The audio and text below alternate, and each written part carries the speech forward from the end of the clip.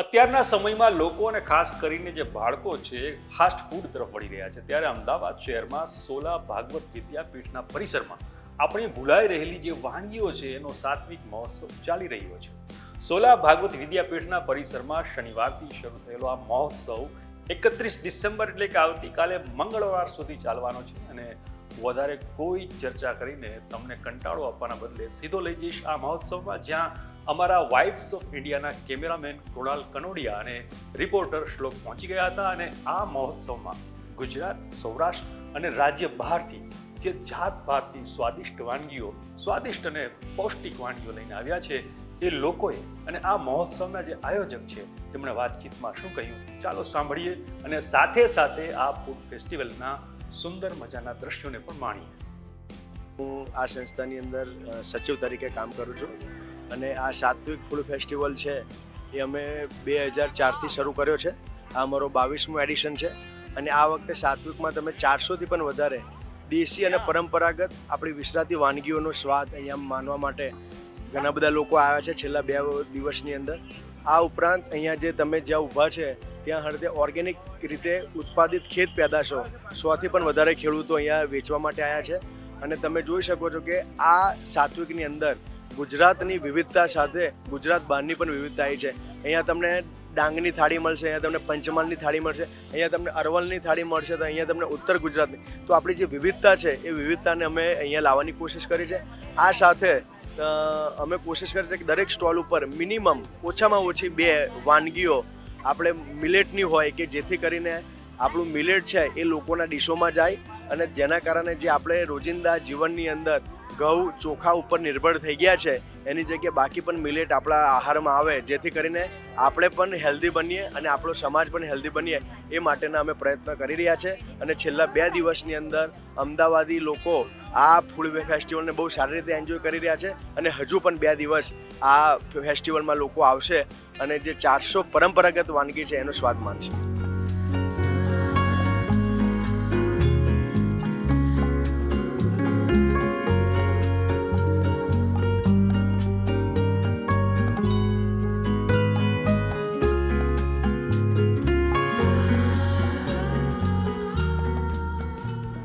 આજે મેં સ્ટોલ રાખ્યું છે, મારું ક્લાઉડ કિચન છે by the name of Satwik Tadka by doctor અપેક્ષા. અને મેં અહીંયા ફૂડ સ્ટોલ સાત્વિક ફેસ્ટિવલમાં ફર્સ્ટ ટાઈમ પાર્ટિસિપેટ કર્યું છે અને મારું સ્ટોલ નંબર છે 41. અને અમે અહીંયા બધી મિલેટની ડિશિસ મૂકી છે અને અમારા 2 ટાઈપના સબસ્ક્રિપ્શન મોડલ છે, સેલેડ સબસ્ક્રિપ્શન અને હોટ મીલ સબસ્ક્રિપ્શન. સેલેડમાં અમારી કોઈ પણ અનહેલ્ધી મેયોનીઝવાળી એવી કાંઈ પણ ડ્રેસિંગ નથી હોતી, બધી હેલ્ધી ડ્રેસિંગ્સ હોય છે, હંગ કડની અને ચીકપીની. અને અમારી જે ડિશિસ છે, બીજું હોટ મીલ સબસ્ક્રિપ્શન છે, એની અંદર બધી મિલેટની ડિશિસ છે. મેક્સિકન રોઈઝ હોય છે એ અમે બનાવીએ છીએ આમાં કોદરી મિલેટમાં બનાવીએ છીએ. પાલક ખીચડી છે તો એ પણ મિલેટ પાલક ખીચડી છે. પછી અમારા બહુ હેલ્ધી ફ્રેન્કી છે, જેની અંદર છે ને જે બેઝ હોય છે એ મૂંગ દાલનો ચિલ્લો હોય છે, અંદર રાજમાની ગ્રેવી હોય છે, વેજીટેબલ ટિક્કી હોય છે, સ્લાઇસ્ડ અનિયન અને બેલ પેપર્સ હોય છે. અને અમારા હેલ્ધી સેલેડ્સ પણ આજે અવેલેબલ છે સ્ટોલ ઉપર. સાત્વિક તડકામાં તો બહુ સારું રિસ્પોન્સ મળ્યું છે અને સ્પેશિયલી મારે ફ્રેન્કી અને સેલેડ માટે મને બહુ જ સારા રિસ્પોન્સ મળ્યા છે. લાઈક મારી એકદમ હોટ ડિશ હતી અને એ બહુ ચાલે છે. હું એક ખેડૂત છું, founder of H motive foods private limited. મધમાખીની ખેતી છેલ્લા 7 વર્ષથી કરું છું અને મેં મારા બ્રાન્ડની શરૂઆત કરી છે. અમે 4 પ્રકારના મધ તૈયાર કરીએ છીએ કુદરતી રીતે. એમાં અજમો છે, વરિયાળી છે, ફોરેસ્ટ છે, દેશી મધ છે. દેશી મધ છે એ વર્ષમાં 1 વખત મળે છે અને બીજા જે 3 મધ છે એ આપણે ખેતી કરી અને લઈ શકીએ છીએ. જેમાં જ્યાં 3 કિલોમીટરના એરિયામાં 90%થી વધારે પાક થતો હોય ત્યાંથી આપણે કુદરતી રીતે પ્રાકૃતિક મધ મેળવીએ છીએ. અજમાનું ખેતી થતી હોય ત્યાંથી અજમાનું, જ્યાં વરિયાળીની ખેતી થતી હોય ત્યાંથી વરિયાળીનું, એ રીતે આપણે 4 પ્રકારના મધ તૈયાર કરીએ છીએ અને લોકો સુધી પહોંચાડીએ છીએ.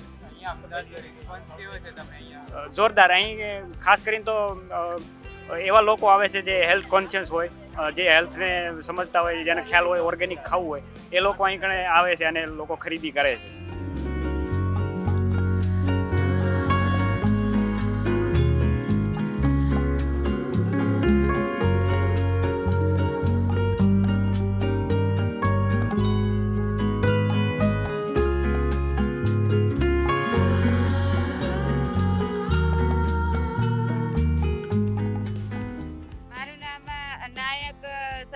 હેતલબેન બચુભાઈ છે. અમે પંચમહાલ દાહોદથી આવીએ છીએ.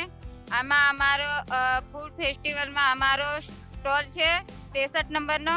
એમાં અમે છે અડદ મકાઈના વડા બનાવીએ છીએ, કાળા કાંદાનું ચાટ બનાવીએ છીએ અને રાગીનું સૂપ, રાગીના લાડુ, લસણની ચટણી અને અમારી રતન મહાલની થાળી છે.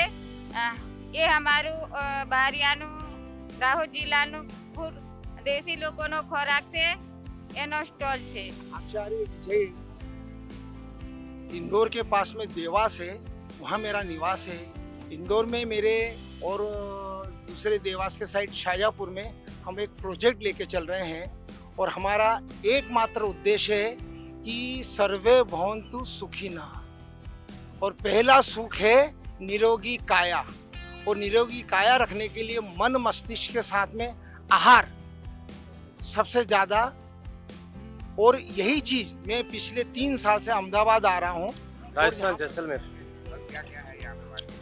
हमारे पास मेवाड़ी किसिया है, नागौरी कटका चाट है, ग्रीन टिमरी चाट है, कढ़ाई दूध है, और एक हमारी होममेड जो रबड़ी बनती है इंद्राणी रबड़ी, हम खुद बनाते हैं वो है.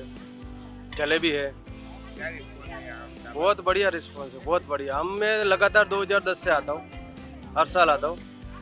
बहुत अच्छा है, अच्छी पब्लिक आती है, क्राउड भी अच्छा है. मेरा नाम उर्वेश लोधी है, ग्वालियर से. अपन रागी और कोदरी ने आइटम बनाए से, रागी और कोदरी के आइटम बनाते हैं.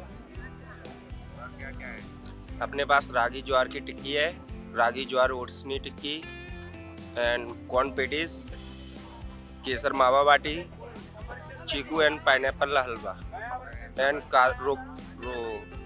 रागी कोदरी ने ढोकला. अहमदाबाद का रिस्पॉन्स अच्छा रहा है.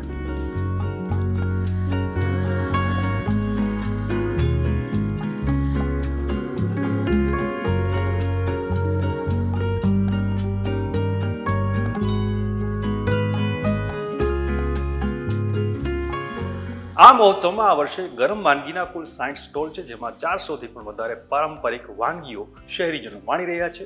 આ મહોત્સવમાં બીજું પણ ઘણું બધું છે જેમાં તમને રસ પડી શકે છે. તો કોઈ જ જાતનું મોડું કર્યા વગર 31મી ડિસેમ્બર આવતીકાલ મંગળવારે અમદાવાદમાં સોલા ભાગવત વિદ્યાપીઠના પરિસરમાં પહોંચી જજો. આ ફૂડ ફેસ્ટિવલમાં પહોંચી જજો, કારણ કે આ છેલ્લો દિવસ છે. વિડીયો તમને કેવો લાગ્યો અમને કોમેન્ટ કરીને જરૂર જણાવજો. આપણે મળતા રહીશું વાઇબ્સ ઓફ ઇન્ડિયા પર.